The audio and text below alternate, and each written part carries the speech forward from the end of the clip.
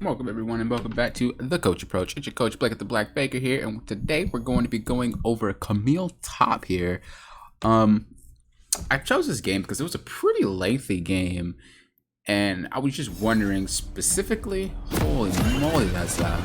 I want to know specifically what happened, because in a lengthy game, especially with a late game champ like Camille, we should be winning those, not losing them. One thing you want to think about when playing Camille, or not just Camille in general, but Grass.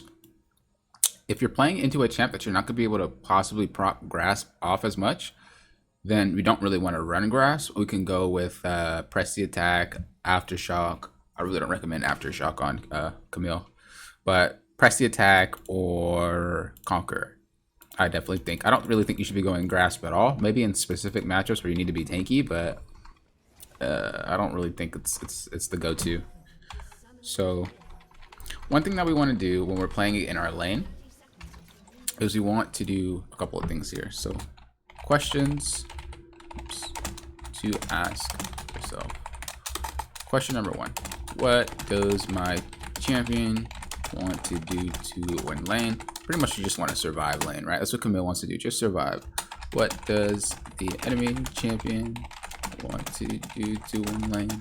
Pretty much Urgot wants to poke you out, try to kill you if he can. For the most part, he just wants to poke you out, get you low, ult you at 6. Look for those traits. And then how can I prevent the enemy champion from doing what they want to do while also doing what I want to do? So there's 3 ways you can answer this question. You can keep the wave in the middle, perma push the wave, or keep it towards your tower. Realistically, this is not happening. You're not perma pushing an Urgot, not as Camille. Even with Tiamat, it's going to be a little difficult. The bright side is you can disengage his like flip, but at the same time, like he would still chunk you just for flipping. So you don't ever really want to keep it here. In the middle, he can engage on you whenever he wants to, so we don't want to keep it there. And then towards our tower is the best. Why? If we could freeze it here, yeah, we'll be poked. But he's very short range, and we can definitely just dodge the bubbles that he does. And if he tries to dive you with like a flip, he's just going to take tower damage. So this whole entire laning phase here, we should just keep towards our tower. Let's specifically see what we did. Don't be useless like this and stand near a tower. Make sure you're watching the entrances. You can just sit right here or maybe sit in this bush if you want. Just make sure you're watching entrances, or sit back here, so that your jungler doesn't get cheesed and get camp stolen. Look, exactly. This is why you don't just sit here and just be useless at the tower. Very, very important. You watch those. Because little shit like this really ruins your jungler's play. You never want to just sit and do nothing as a mid or a top laner. You really need to be watching these entrances. Okay, so we shouldn't be auto-attacking the wave like this. Just auto-attack the last hit. Otherwise, we sit and pretty much do nothing. I feel like the only reason you're doing that is because you're trying to get your grasp proc. But yeah, we definitely shouldn't have even taken grasp for this matchup. Like I said, I don't really think there's any situation to take grasp, but I'm pretty sure there are some, but I just can't think of any. Because press the attack is so good. Conquer is too. Okay, so we're shoving him in. As I said before, he can just go on to you. This guy's just taking a lot of bad harass from you. You're not really playing this well. This guy's just letting you fucking do stupid stuff to him, and he's just taking it. Be very, very cautious with stuff like this. Also, I think because he was late in lane, you were allowed to have prio like you did, and then you were able to abuse the fact that he was late. No? Could be wrong. I don't remember. Oh yeah, he was late. So the fact that it was late, you already are able to push him in a little bit. As you see here, he could have just traded with you a lot better than that and walked back into his wave and kited you back like a real AD carry. But he didn't. He just sat there and let you punch him in the melee range. And then this entire time, he's just letting you hit him. If he stood to the side, you'd have to choose to poke him or hit the wave. But he chose to just sit in his wave, so you get to poke him and hit the wave at the same time. This guy's just playing lane really, really poorly, which is why you're getting... you're able to take advantage of him like this, which is okay. I mean, in situations when you're playing, it's very important to have a base understanding on how you should play the lane, which is, like I said, freeze it. But if you notice that this guy is really, really bad and you can take advantage of him, doing stuff like this is fine.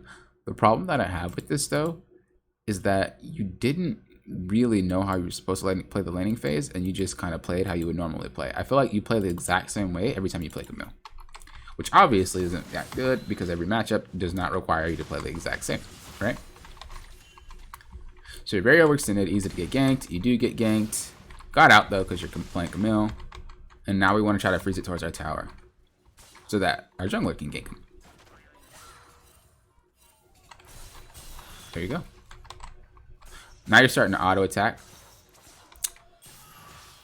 Now you notice that your minions are getting exploded, but you're focusing the wrong ones. You need to focus these guys. These guys are the damage. These guys do more damage. These guys are tankier. So you'd want to focus the guys in the back so that you can thin out the back line so that your camps just don't, or not camps, but your wave just doesn't get demolished like it is. But we do want to stop hitting it like this. There's no reason to. Freeze the wave.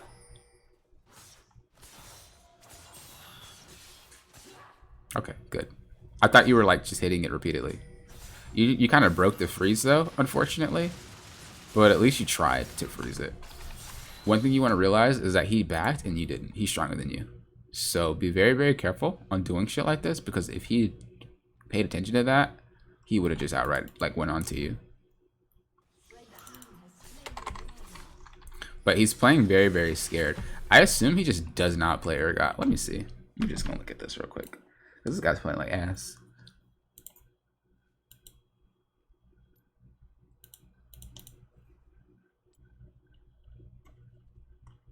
Okay, he's a Urgot OTP and a Soraka OTP, I guess. So he does play Urgot. This guy's bad though. Look at his build. What the fuck? What is this?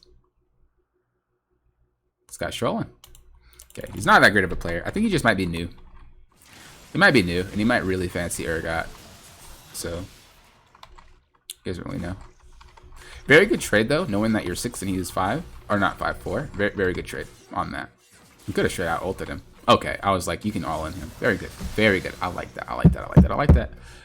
Pay attention to the opportunities you have to, like, go for kills.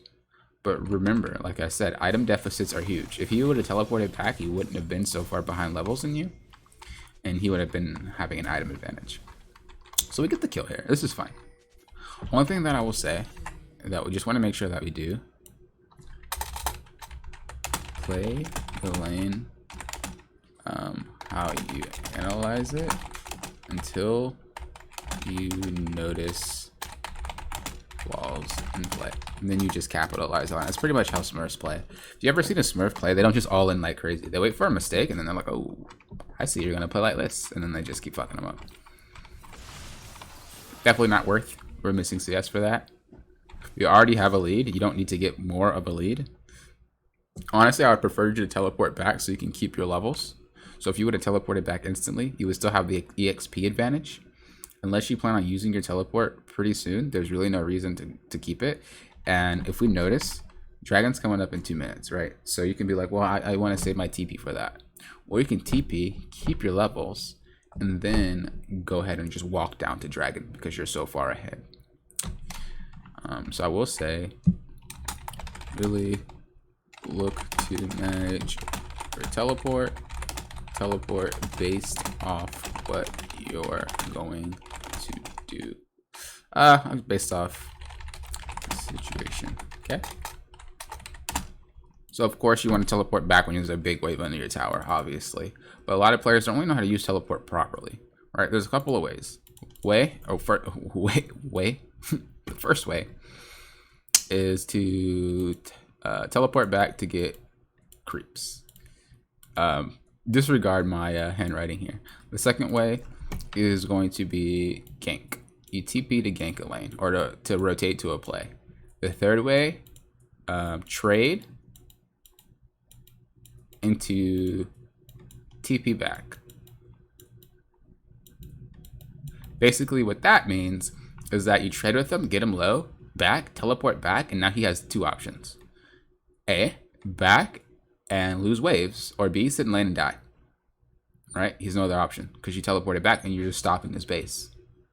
So if he backs, he's losing minions. If he doesn't back, then you just kill him outright. He's over, and you being overextended when he's low and out of mana and stuff doesn't matter, because if a jungler comes and this guy's too low to fight you, I mean, it doesn't really fucking matter, because you'll just kill them both. And then the next one is TPing to keep levels. Why didn't I just write that down instead of draw it? I'm trolling. So the first way we would teleport is to catch creeps. Second way is to gank. Third way is to trade and then teleport back so that he's forced to stay in lane. And then the next one is TP to keep levels, pretty much, okay? Those are the ways to actually use your teleport. I'm gonna not write that down so you can write that down or rewatch the video. That way it gets more implemented in your brain. You learn more when you write it yourself. And so that concept, I'm gonna leave up to you.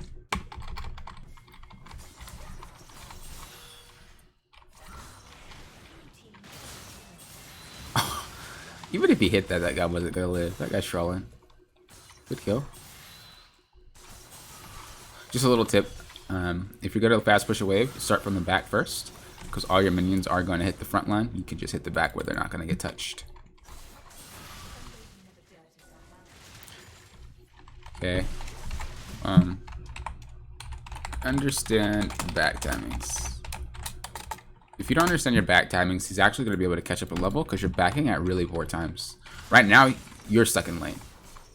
So if a play happens to break out and you didn't buy, it just sucks because you can't really help him. You see how he almost actually killed you? If he would have saved his ultimate, you would have died. But instead, he had to wait for it to be off cooldown because you were done. But you were only almost done because you didn't go back and buy when he did, because he died. And then as we see a play goes on down over here that you can't help because you don't have any items or HP, but you only got that low because you guessed it. That guy fucking, you didn't back on time. And so that guy had more items than you. Well, not more items, but just more damage than you. Right, yep, free kill. Once again though, freeze it here so that he has to overextend and then just chase his ass down. Or rinse and repeat that. You don't need to perma shove it. Always play the lane properly. Remember that.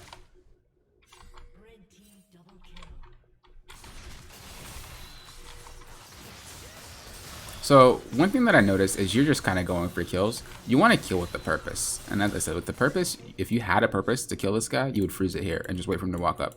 That way you're not losing any CS and you're not trying to do any cheese things where you miss out on experience and gold because you're trying to get a free flank or kill on this guy. This guy is bad. When you're going against a player that's good, anytime you go MIA, he's going to back the fuck up. Anytime. And you're not going to be able to kill him. So the best way to kind of get this guy to be baited by you is to freeze the wave in front of your tower so that you can engage, because you like this scale. We know this. You want to survive. So you freezing it is still beneficial to you. You don't need to get kills. Kills aren't how you win games.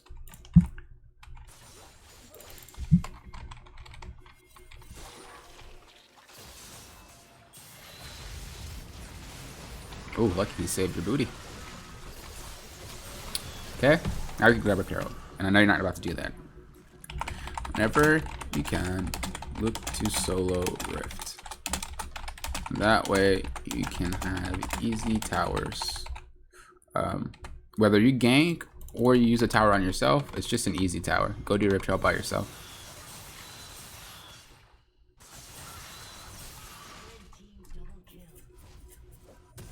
Because you see, you haven't even used your teleport.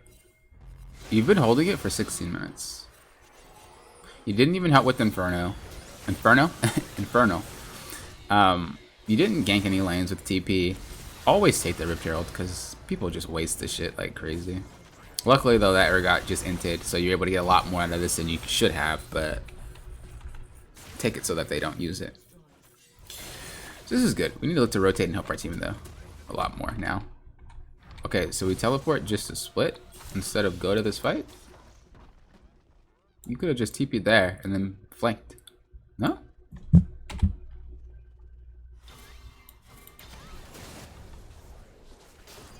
Yeah, you just wait for Fiddle to get closer or wait for them to dive or something stupid. And then you just TP here and flank them. Let's see what they do in the next couple of seconds. Oh, they just all rotate to you. They just all rotate to you. Playing Camille. Most top laners, honestly. look for flanks, especially when ahead. You can't really full out fight a 5v5. You're gonna have to like come from the side or from behind.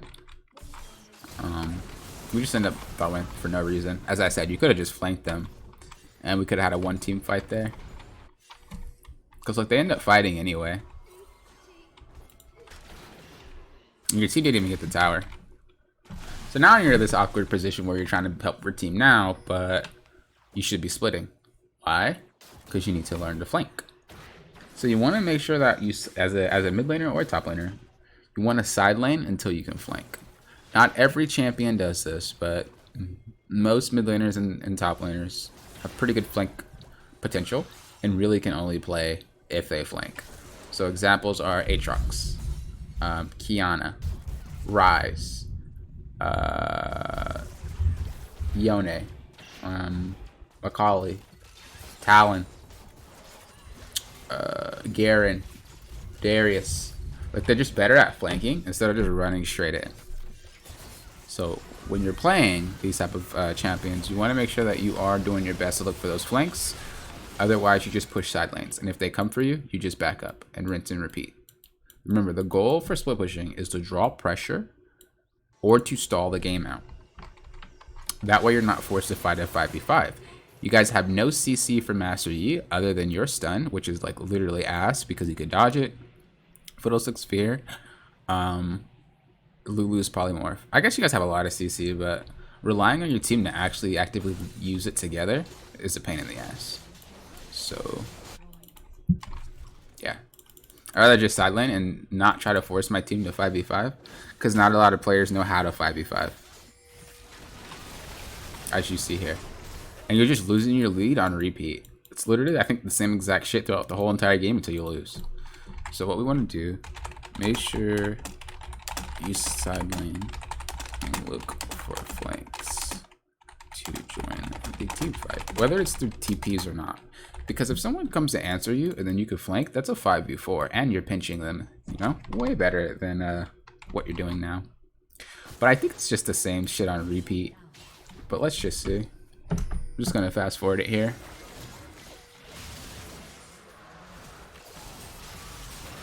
Okay, you're still in your jungler's camps. Your jungler is behind, but you're taking his camps. It's not what you should be doing. You're basically counter jungle your own jungler. And he's just forced to sit behind because you took all of his shit. Don't do that. And especially because you're just dying and not doing anything with it. It's very, very bad. If your jungler's behind, do not take his camps. The only time you're taking his camps is if you have a specific item you want to complete. Or you need a certain thing to get your levels. But other than that, you don't take his camps. Or if he's on the opposite side and it's going to spawn by the time he gets there. It's just the same. You're trying to like play Camille and you're playing her the wrong way. You're playing her like, I would say like Vi, but even then Vi sometimes wants to flank. But you're basically just kind of running in, trying to 5v5. It's just not how she works. She works through picking off somebody and then having the fight go ahead and go out, kind of like that last team fight did. Or she really works by just flanking the shit out of somebody. And because you're so like strong, you could side lane and really they're gonna have to send two to match you. But you just keep trying to team fight here, and it's just going bad over and over and over again. When you could just side lane. You don't need to fight with your team unless there are specific reasons, like Dragon, Baron, Rift Herald. Anything else, you could side lane. It's perfectly fine as long as you're paying attention to the fights, and not just ignoring the entire game. You'll be able to flank or TP or whatever you need to do.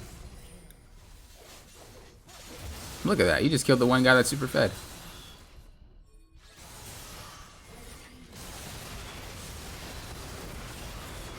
Yep, it's the same thing over and over.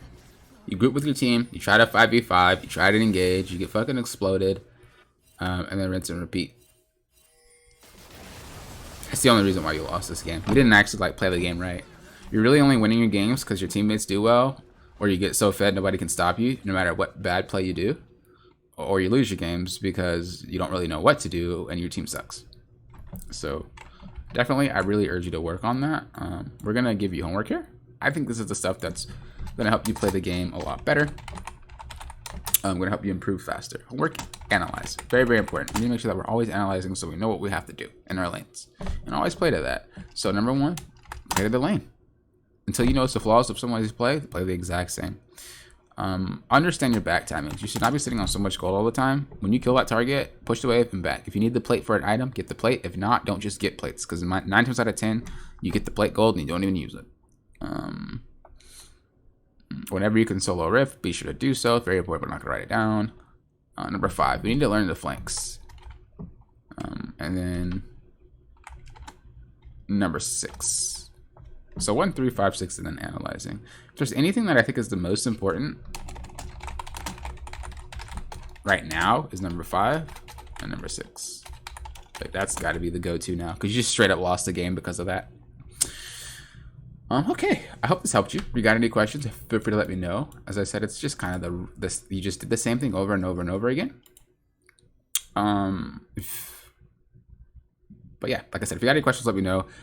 Otherwise, thank you guys for approaching this like a coach. If you guys like free VODs every Sunday, just make sure you put your op.gg in that little special free VOD thing. Remember, if you have a higher level, if you're one of my students, if you're a Patreon, you have priority over everybody. So just to make sure. I always let people know that, but I don't think people know that sometimes, and they think they'll get their VODs every week. You have to make sure that you are a higher level. How do you get a higher level? It's totally free. You just got to make sure you're participating in conversations. That's all. And you can end up getting a VOD every single week. Thank you guys for watching. As I said, have a good rest of your day or night, and I will talk to you later.